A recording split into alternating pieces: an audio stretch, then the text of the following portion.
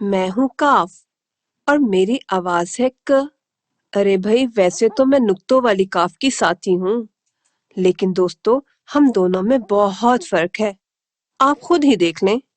دیکھا دوستو، میری بہن کاف کے اوپر 2 نقطے ہیں اور میرے اوپر تو کوئی بھی نقطہ نہیں ہے۔ اور ہاں ساتھیوں، ہم دونوں بہنوں کی آواز میں بھی کچھ فرق ہوتا ہے۔ نقطوں والی کاف کی آواز ہوتی ہے ق اور کاف کی آواز ہوتی ہے ک۔ بچوں، اب ذرا آپ بھی کاف اور کاف کی آواز نکالیں۔ چلو بھائی، آؤ مل کے پریکٹس کرتے ہیں کاف اور کاف کی آواز کی۔ ق ک ق ک۔ اور ہاں ساتھیوں، ایک بات بتانا تو میں بھول ہی گئی، مجھے کتابیں پڑھنے کا بہت شوق ہے اور کبھی کبھی میں اپنے دوستوں کے ساتھ سیر کے لیے بھی جاتی ہوں۔ ارے بھائی ذرا میرے دوستوں سے تو مل لیں۔ میری ایک بہت ہی اچھی دوست ہے اور اس کا نام ہے کشتی۔ کاف ک کشتی۔ کشتی پانی میں چلتی ہے۔ لوگ کشتی میں بیٹھ کر دریاؤں اور سمندروں کی سیر کرتے ہیں۔ ارے بھائی میرے پڑھنے کا وقت ہو گیا۔ کاف ک کتاب۔ یہ ہے میری کتاب۔ کتاب تو میری بہت ہی اچھی ساتھی ہے۔ میرے پاس بہت سی کتابیں ہیں اور میں اپنی کتابوں سے بہت پیار کرتی ہوں اور میں اپنی کتابوں کو سنبھال کر رکھتی ہوں۔ بچوں، آپ کو بھی اپنی کتابوں کو خوب سنبھال کر رکھنا چاہیے۔ دوستو، ایک مزے کی بات بتاؤں، میں نے اپنی کتاب کے بارے میں ایک نظم بھی لکھی ہے۔ چلیں میں آپ کو نظم سناتی ہوں۔ ارے بھائی رکو رکو، ابھی تو میں نے آپ کو اپنے کچھ اور دوستوں سے بھی ملوانا ہے ساتھیوں۔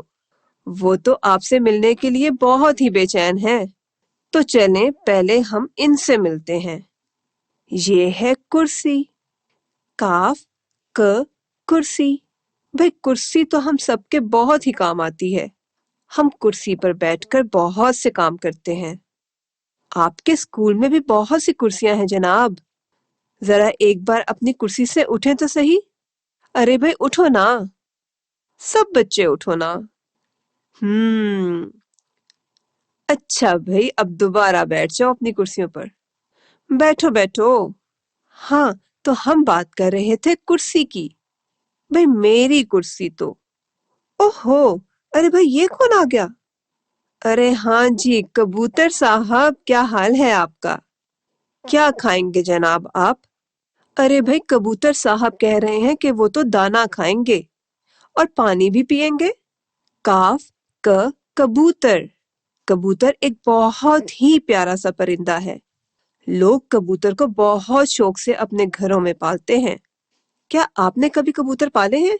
دوستو چلو ہم کاف لکھتے ہیں۔